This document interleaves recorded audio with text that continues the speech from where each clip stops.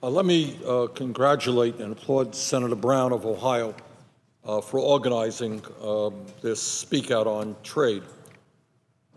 In my view, if we look at why the middle class of this country has been in decline for the last 40 years, why millions of Americans are working longer hours for lower wages, why we have seen a huge shift in the economy from a manufacturing economy where people earn good wages to a Walmart economy where people are working for very low wages and minimal benefits. One, not the only, but one of the significant factors has been our disastrous trade policies for a number of decades. Mr. President, if people are watching this discussion, there may be some people who will say, Transpacific Partnership, what is that? What is that trade agreement? What are they talking about? And one of the reasons they may ask that question is that a study came out recently which looked at how the major networks, they ask how the major networks are covering the TPP, the Trans-Pacific Partnership. Well, it turns out, Mr. President, that the major television networks are not covering the TPP. Incredible as it may sound, this trade agreement, the largest trade agreement in the history of the United States of America, has received virtually no coverage on the major networks. And that, to me, is very amazing. Mr. President, I think it was Albert Einstein who made the point that doing the same thing over and over again and expecting different results is sometimes called insanity. If we think that a new trade agreement based on the same principles of the old trade agreements are going to bring different results, I think we are very, very wrong. Mr. President, I remember, because I have been here in Congress for many of the major debates on trade, and I can remember that way back when we had a discussion about unfettered free trade with China.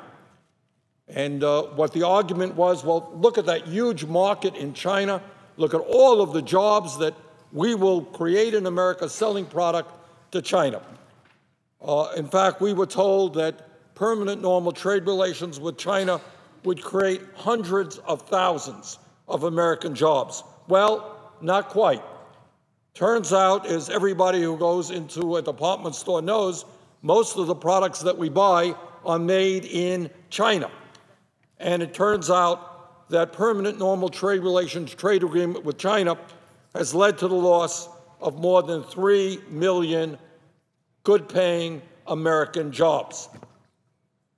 And the reason for that is obvious. If you're a major corporation, why are you going to pay an American worker $15, $20 an hour, provide decent benefits, obey environmental laws? You could shut down here, go to China, pay people very low wages, bring your products back in America. And that's why when we go shopping, most of what we buy is made in China. Mr. President, we were told that the North American Free Trade Agreement, NAFTA, would create at least 200,000 American jobs in just a few years. Well, not quite. Turns out that NAFTA has led to the loss of about 1 million American jobs.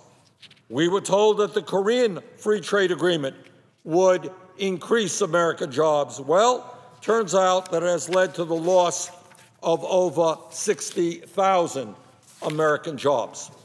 Since we signed NAFTA, the United States has a cumulative trade deficit of $8.8 trillion. $8.8 trillion.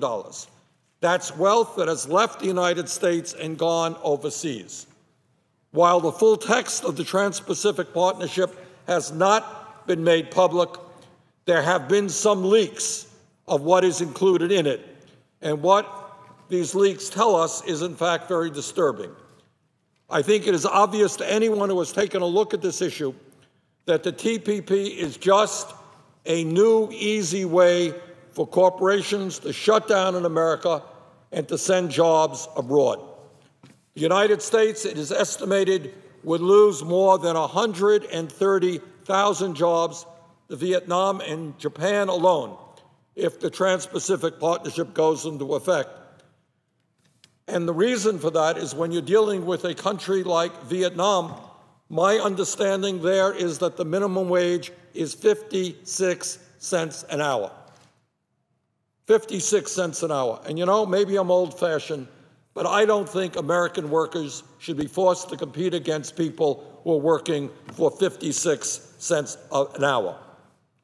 Mr. President, at a time when corporations have already outsourced over 3 million service sector jobs in the U.S., the Trans-Pacific Partnership includes rules that will make it easier for corporate America to outsource call centers, computer programming, engineering, accounting, and medical diagnostic jobs.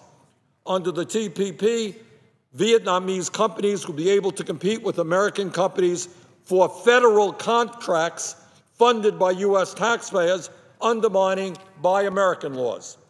If the United States is to remain a major industrial power, producing real products and creating good-paying jobs, we must develop a new set of trade policies which work for the ordinary American worker and not for large corporations and big campaign donors. And let me be very frank, as an independent, this is not just the Republicans who have been supporting these unfettered free trade agreements. There have been Democratic presidents as well. Corporate America has said we want these trade policies, and the leaders of both political parties have said, yeah, that's what we will do.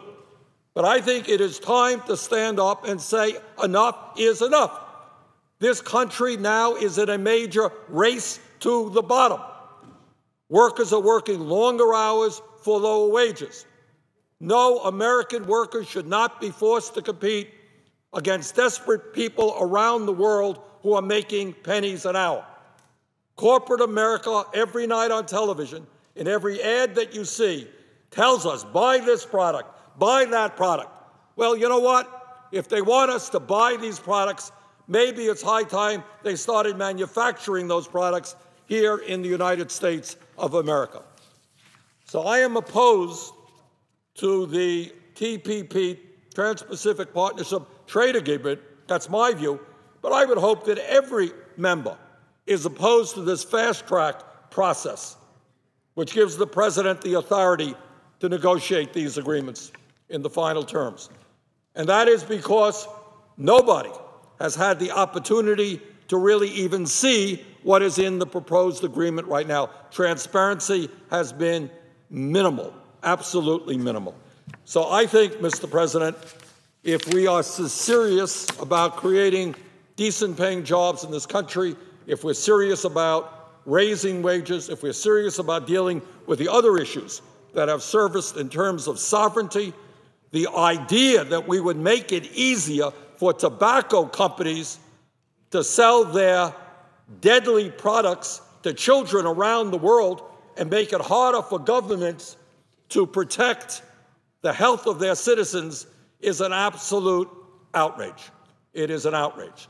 So, Mr. President, I want to again thank Senator Brown for helping to organize this event. I hope the American people stand up and tell the Congress enough is enough. We need to create decent-paying jobs in this country for a change and not just in other countries around the world. And with that, Mr. President, I would yield the floor.